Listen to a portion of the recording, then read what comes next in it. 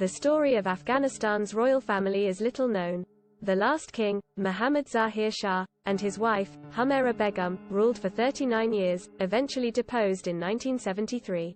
The couple were famed for their progressive politics, though their lives were riddled with tragedy and fear. King Muhammad was born in 1914 and experienced grief in his young life when his father was assassinated, leaving him as king at the age of just 19.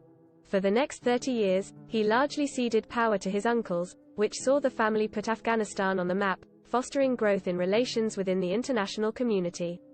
As the king slowly took over control of the nation, his moderate politics became evident. Afghanistan was one of the few countries on earth not to get involved in World War II. The king never signed a warrant for anyone's execution like the kings before him, and he used his power to reduce capital punishment and allow for free trials. At the king's behest, a new constitution was introduced in 1964 which made Afghanistan a modern democratic state by introducing free elections, a parliament, civil rights, women's rights and universal suffrage. Much of this progressive work was done in tandem with his wife, Humaira. The king and queen consort were, in fact, first cousins, a foreign concept for many but a common practice in royalty and nobility the world over. The couple were married in 1931, just before Muhammad was made king. After WW2, the Queen created the Women's Welfare Association, which was the first ever women's institute in Afghanistan.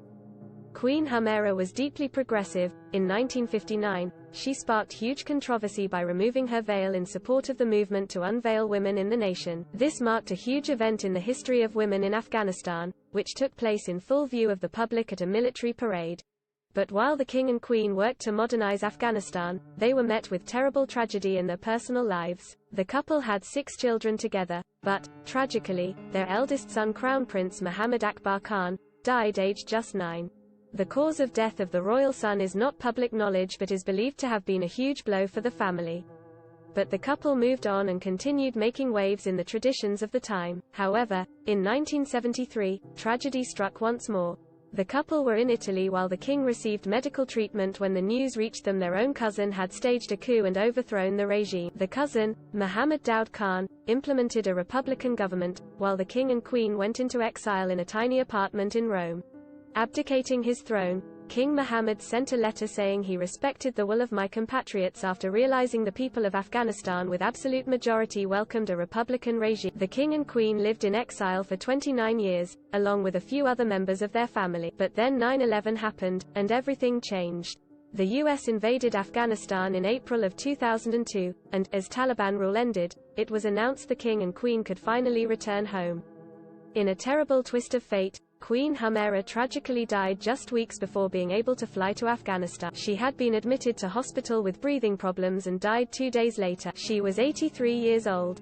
King Muhammad, returning home alone, was welcomed by Afghans, who dubbed the king the father of the nation. He visited his father's tomb soon after arriving in Kabul and reportedly gasped after witnessing rocket holes and gunfire damage on the tomb caused by the civil war.